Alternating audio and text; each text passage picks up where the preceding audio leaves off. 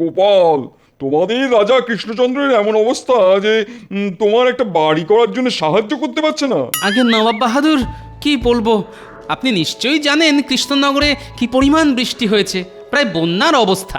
নদীর পাড়ে অনেকের বাড়ি ধসে তলিয়ে গেছে। দুদিন পরে আমার এই মাটির বাড়িও নদীর বুকে তলিয়ে যাবে, তাই বাড়িটা করা খুব প্রয়োজন। গোপাল, তোমাকে তো আমি বহুদিন আগেই আমার দরবারে চেয়েছিলাম। তোমার মতন একজন রসিক লোকের আমার খুব প্রয়োজন। তুমি আর তোমার গিন্নি এই মুর্শিদাবাদে এসে থাকতে পারো। আগে তা হয় না নবাব বাহাদুর, কৃষ্ণনগরের সঙ্গে আমার আত্মার টান, আমার সবকিছু তো ওখানেই কিনা। আর তুমি কি না মুর্শিদাবাদে এসেছো নবাবের কাছে বাড়ি তৈরির সাহায্য প্রার্থনা নিয়ে? আমি অনেক আশা নিয়েই এসেছি নবাব বাহাদুর। মনে হয় না, না, আমার আজ রাজসভায় যাওয়াও হবে না। এত কামাই করলে না, এবার তোমার চাকরি যাবে। তোমার আর কি, যত সমস্যা তো আমার। কি হলো গো? বাড়ি ভেঙে গেল গো। হায় হায় হায় হায়। আহ গিন্নি, একটু চুপ করো দেখিনি, দেখি ভালো করে কি হলো।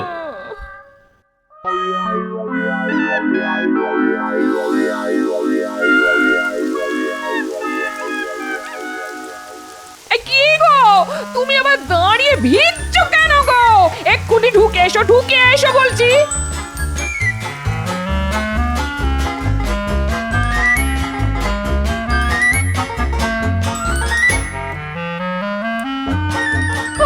অনেক হয়েছে ওই মাথা মোছা, ওই কখানি চুল, তাতে অত মুছলে সেগুলো যাবে। বলি এবার কি করবে?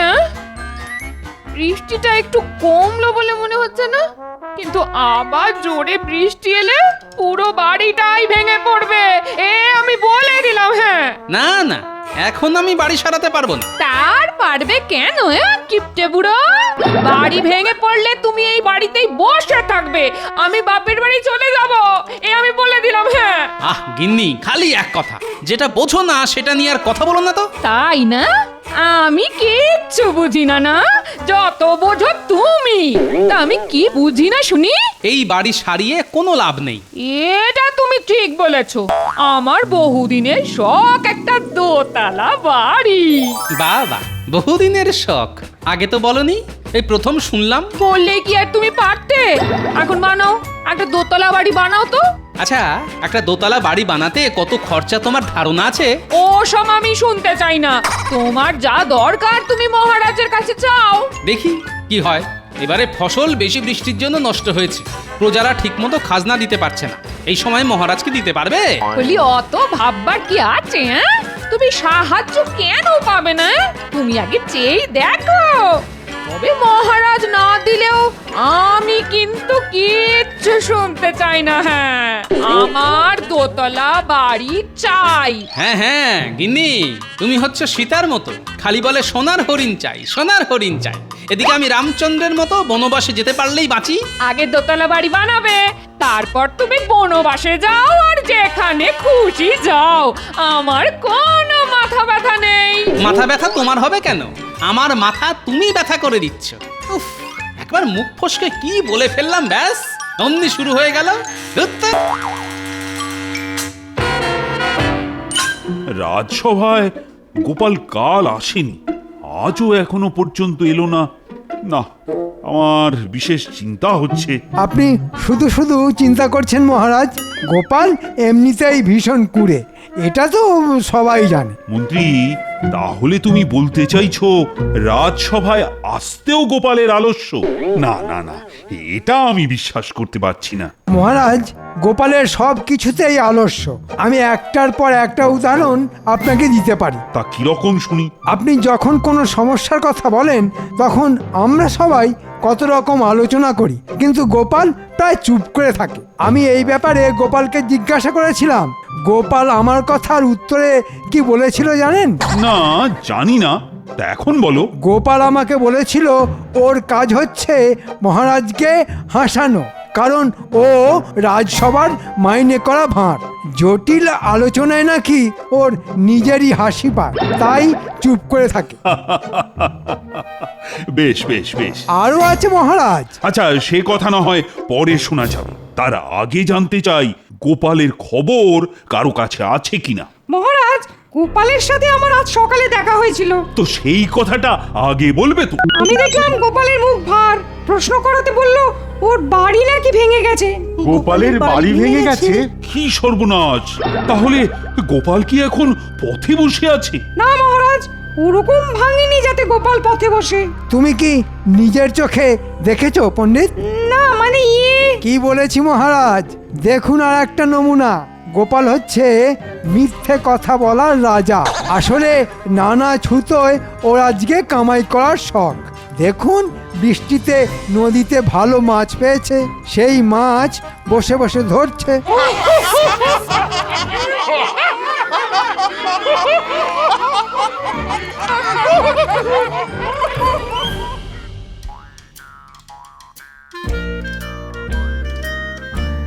না, আজকে দেরি হয়ে গেল।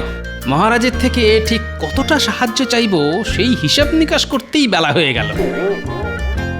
সাবধানের মার নেই মহারাজ, দেখবেন গোপাল এসেই ওর বাড়ি ভাঙার কথা বলে সাহায্য চাইবে। আহা, আগে গোপালকে আসতে দাও। তবে মহারাজ, গোপালের কুষ্ঠিতে কিন্তু আমি বাড়ি ভাঙার লক্ষণ দেখতে পাচ্ছি।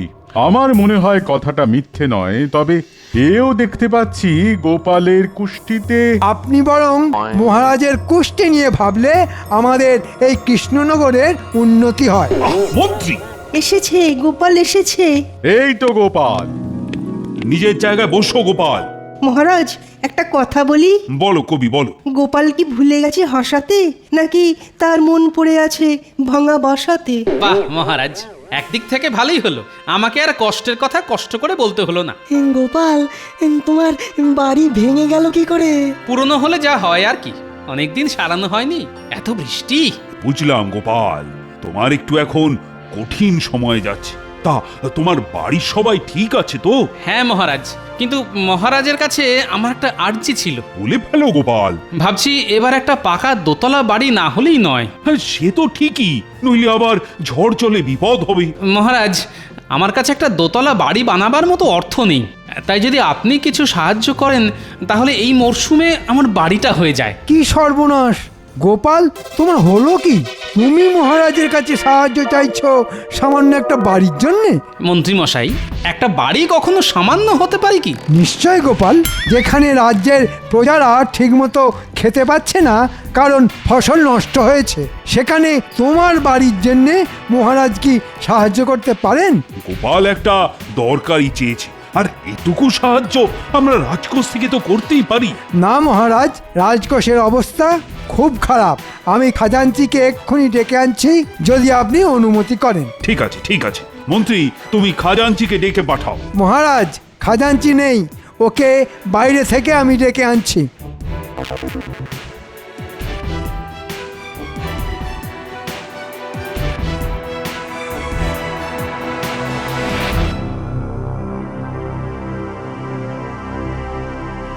মন্ত্রী মশাই, না বলছি আপনি আমাকে এখানে ডেকে আনলেন কেন? মানে আপনি বললে আমি সোজা রাজসভাতেই। এত কথা বলো না খাজাঞ্চি, আমি যা বলছি মন দিয়ে শোনো।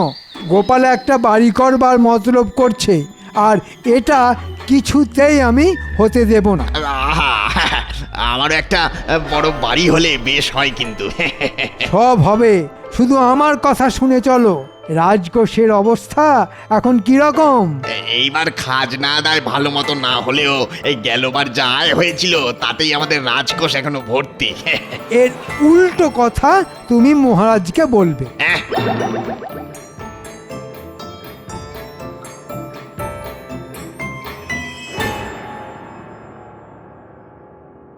মন্ত্রী, তোমার অনেক দেরি হলো যে। মহারাজ, আমি খাজাঞ্চিকে খুঁজেই পাচ্ছিলাম না। খাজাঞ্চি ওর বাড়িতে ছিল না। ওরও মহারাজ বাড়ি অনেকটা ভেঙে গেছে, তাই নির্জনে বসে কাঁদছিল, তাই না খাজাঞ্চি? আগে হ্যাঁ মহারাজ, মানে ভাবতেই আমার এখন কান্না পাচ্ছে। আচ্ছা আচ্ছা, ঠিক আছে, এখন কেঁদো না। মহারাজ, আমাদের খাজাঞ্চি শুধুমাত্র ওর বাড়ি সারাতে চায়, সেটা প্রয়োজন, আর সেটাও করা যাবে না। আপনি খাজাঞ্চির মুখ থেকেই শুনুন। মহারাজ, আমাদের খুব দুর্দশা চলছে। আমাদের না প্রজাদের খাজানচি? আমি আমি প্রজাদের কথাই বলছি মহারাজ। এই অবস্থায় রাজকোষের ভাঁড়ার শূন্য। এখন আমি মরে গেলেও আপনার থেকে সাহায্য নিয়ে আমার বাড়ি সারাতে পারবো না মহারাজ। আহা, দেখেছেন মহারাজ, দেখেছেন কি অসামান্য দেশভক্তি। আর গোপাল সেখানে একটা আস্ত বাড়ি, তাও আবার দোতলা। হ্যাঁ, আমাদের রাজকোষের এত খারাপ অবস্থা হলে তো দেখছি নবাবের কাছে মুখ দেখানোই দায় হয়ে উঠবে। এই সব হলো মন্ত্রীর শয়তানি, আমি বেশ বুঝতে পারছি, কিন্তু উপায় আমি খুঁজে পেয়েছি। মহারাজ, আপনি চিন্তা করবেন না, আমি নিজে নবাবের কাছে গিয়ে প্রজাদের দুর্দশার কথা বলে খাজনা মকুব করতে বলবো। বলবে গোপাল, বলবে। হ্যাঁ, তুমিই পারো। নবাব তোমাকে পছন্দ করেন বলেই তো আমি জানি। কিন্তু গোপাল, তুমি নিশ্চয়ই বুঝতে পারছো যে প্রজাতির এই অবস্থা আর রাজকোষের এই অবস্থা, সেখানে তোমার পাকা দোতলা বাড়ির জন্য অর্থ সাহায্য করা মানে এই মুহূর্তে সম্ভব হচ্ছে না। আমি বুঝতে পেরেছি মহারাজ, আপনি নিশ্চিন্তে থাকুন, এখন আপনার সাহায্য করার প্রয়োজন নেই। এই বিলাসিতা যে এখন করা উচিত হবে না, এটা গোপাল তুমি বুঝতে পেরেছো, এটাই যথেষ্ট। আগে হ্যাঁ মন্ত্রী মশাই, আমি সবটাই বুঝতে পেরেছি। ব্যাটার ঠিক কি বলতে চাইছে আর কি ধান্দা নিয়ে নবাবের কাছে যাচ্ছে কিছু বুঝতে পারছি না।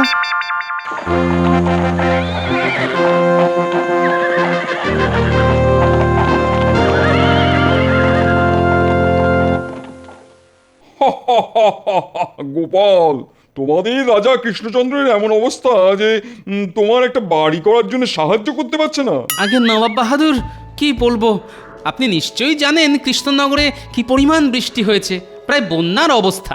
নদীর পাড়ে অনেকের বাড়ি ধসে তলিয়ে গেছে। দুদিন পরে আমার এই মাটির বাড়িও নদীর বুকে তলিয়ে যাবে, তাই বাড়িটা করা খুব প্রয়োজন। গোপাল, তোমাকে তো আমি বহুদিন আগেই আমার দরবারে চেয়েছিলাম। তোমার মতন একজন রসিক লোকের আমার খুব প্রয়োজন। তুমি আর তোমার গিন্নি এই মুর্শিদাবাদে এসে থাকতে পারো। আগে তা হয় না নবাব বাহাদুর, কৃষ্ণনগরের সঙ্গে আমার আত্মার টান, আমার সবকিছু তো ওখানেই কিনা। আর তুমি কি না মুর্শিদাবাদে এসেছো নবাবের কাছে বাড়ি তৈরির সাহায্য প্রার্থনা নিয়ে? আমি অনেক আশা নিয়েই এসেছি নবাব বাহাদুর। তোমাকে সাহায্য আমি করতেই পারি, কিন্তু কেন করব সেটাই হলো আসল কথা। ঠিক বলেছেন হুজুর, আসল কথা হলো আমরা কেন সাহায্য করব? তোমাকে দিয়ে আমাদের কোনো উপকার কবে হয়েছে বলো? নবাব বাহাদুর, আপনি যা কিছু করবেন সেটা আমাকে ভালোবেসেই করবেন, এটাই আমার আশা। আমি জানি আপনি আমাকে নিরাশ করবেন না। বেশ, আপনার কাছে আরেকটি আর্জি আছে। আবার কি? আপনি নিশ্চয়ই বুঝতে পারছেন কৃষ্ণনগর এখন খাজনা দেবার জায়গায় নেই। বাহ, খাজনা মুকুব করতে হবে, তোমার বাড়ি করতে হবে, আর কত কি চাই তোমাদের? নবাব বাহাদুর, চাওয়ার কি কোনো শেষ আছে? তবে অন্য উপায় দেখি না যে। ঠিক আছে, ঠিক আছে, খাজনা মুকুব। আমি খবর পেয়েছি এইবার সত্যিই ফসল নষ্ট হয়েছে। একই সাথে আমার বাড়িও নষ্ট হয়েছে। তোমার একটা দোতলা বাড়ি চাই, কিন্তু গোপাল, তোমার তো বয়স হয়েছে, দোতলা বাড়ি নিয়ে কি করবে? সিঁড়ি ভেঙে উঠতে নামতে হাঁপ ধরে যাবে। আমারই হয়, আর তোমার বয়সের তো কোনো ঠিক ঠিকানা নেই। না নবাব বাহাদুর, আমার দোতলা বাড়ি চাই, সেই জন্যই আমি এত দূর চলে এসেছি। এমনি এমনি তো হবে না গোপাল, তোমার একটু বুদ্ধি খরচা করতে হবে। আমি দেখতে চাই তোমার বুদ্ধির ধার এখনো আছে নাকি সেখানে মরচে পড়েছে। যদি মরচে পড়তে দেখি তাহলে বুঝবো তুমি সত্যিকারের বুড়ো হয়েছো। কিন্তু কোনো কিছু নয় গোপাল, কোনো কিছু নয়। সত্যিকারের বুড়ো হলে তোমার আর দোতলা বাড়ি হবে না। তা নবাব সাহেব, আমাকে কি করতে হবে? তুমি যদি সিঁড়ি বা মই ছাড়া আমার দোতলা মহলের একেবারে ওপরে উঠতে পারো, তবেই একমাত্র তুমি তোমার বাড়ি করার জন্য সাহায্য পাবে। তুমি করে দেখাও, আর কোনো কথা নয়। বেশ, তাই হবে। আমি সিঁড়ি বা মই ছাড়া আপনার দোতলা মহলে উঠে যাব। এ কি, তোমার কি পাখির মতো ডানা গজাবে নাকি? আহ, আহ, আহ, আহ, আহ, আহ। আপনি প্রস্তুত থাকুন নবাব সাহেব, ওই দোতলা মহল থেকে আপনি আমার গলার স্বর খুব শিগগিরই শুনতে পাবেন। বেশ, আমি তোমার গলার স্বর শোনার অপেক্ষায় রইলাম।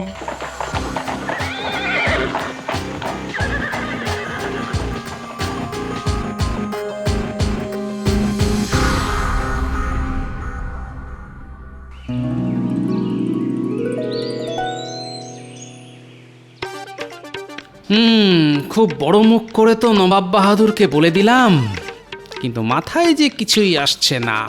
নবাবের দোতলা মহলে উঠতে হবে, অথচ কোনো মই বা সিঁড়ি ব্যবহার করতে পারবো না। এ কি জ্বালা! এই বলি, সকাল থেকে বসে আছো আর বিড় বিড় করছো, হ্যাঁ? মাথাটা মনে হয় একেবারে গেছে। মাথার আর কি দোষ বলো, খারাপ তো হতেই পারে। তা তো ঠিকই, আমার কপাল গো কপাল। বলি, একটু শান্তিতে থাকতে দেবে নাকি? গিন্নি, এখন চুপ করো তো, আমার খুব খিদে পেয়েছে, একটু খেতে দাও। খিদে পেয়েছে বললেই হয়, এ বসে বিড় বিড় করছো কেন? আমার তো ওই একটাই কাজ, খেতে দেওয়া। তুমি বসো, আমি ভাত নিয়ে আসছি। ভালো ইলিশ মাছ আছে। বাহ বাহ বাহ! ওই পুঁটির মা দিয়ে গেল, বললো দাদা খাবে। হ্যাঁ, তাই নিয়ে এসো।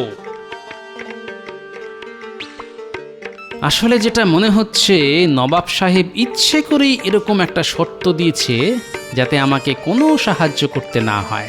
আমি কিভাবে দোতলায় উঠবো, সিঁড়ি বা মই ছাড়া?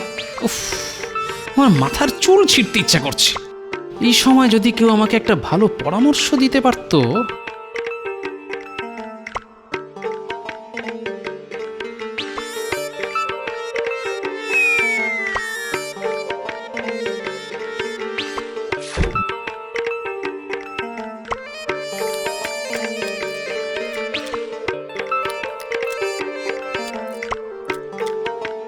আরো একটা মাছ দাও দেখি, আর কয়েক হাতা ভাত দাও।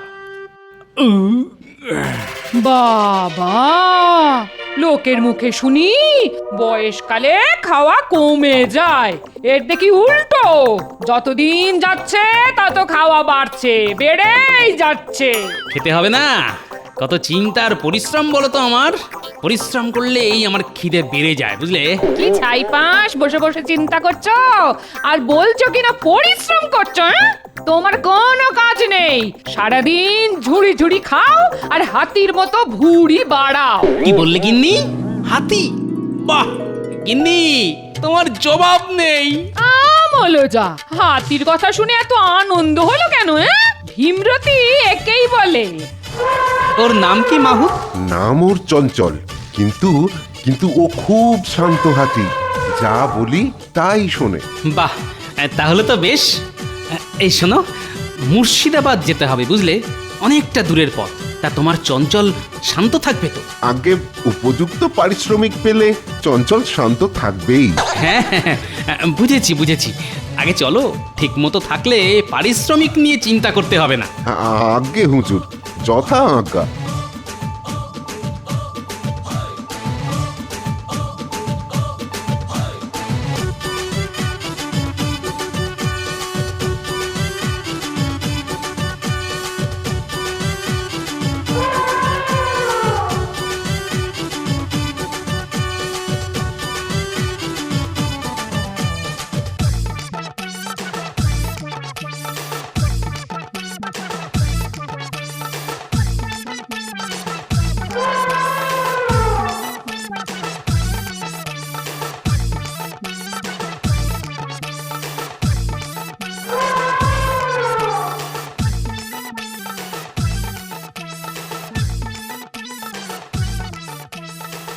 এই অন্ধকারের জন্যই অপেক্ষায় ছিলাম।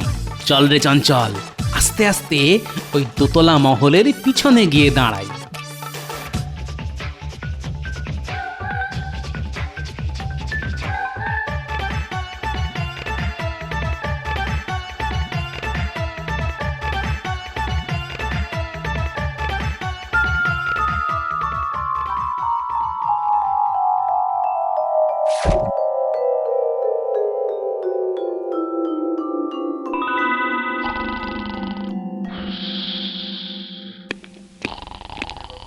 সুপ্রভাত নবাব বাহাদুর। মার্জনা করবেন নবাব সাহেব, কিন্তু এমন একটি ঘটনা ঘটেছে যে আপনার ঘুম ভাঙাতে বাধ্য হলাম। কি ঘটনা উজির? আমাদের এই দোতলা মহলের বারান্দায় গোপালকে দেখা গেছে। হ্যাঁ, সে কি? কি করে? সিঁড়ির সামনে তো প্রহরী, তোমরা কি ঠিক দেখেছো? আমি নিজের চোখে দেখিনি, তবে গোপাল যদি উঠেও থাকে, কোনো সিঁড়ি বা মই ছাড়া উঠেছে। কি করে সম্ভব?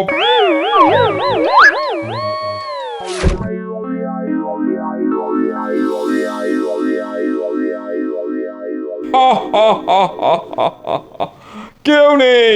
উজির, আগে যে গুজব ছড়াচ্ছে তার আমি গর্দান নেবো।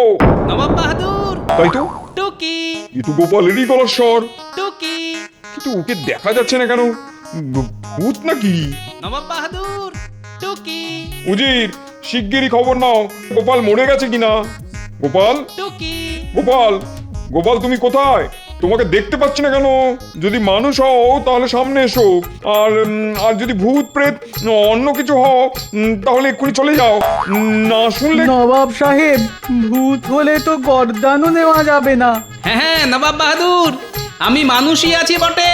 তুমি উঠলে কি করে? চঞ্চল,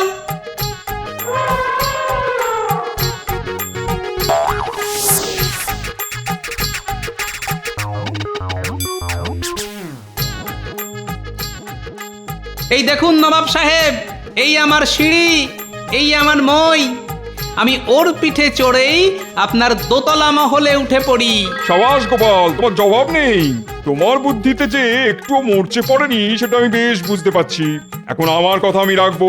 তোমার দোতলা বাড়ি করার জন্য যতটা সাহায্য প্রয়োজন সেটা আমি দেবো। আপনাকে অনেক ধন্যবাদ। সবাই বলো নবাব বাহাদুরের জয়। না গোপাল, এটা তোমার বুদ্ধির জয়। জয় গোপালের জয়, জয় গোপালের জয়।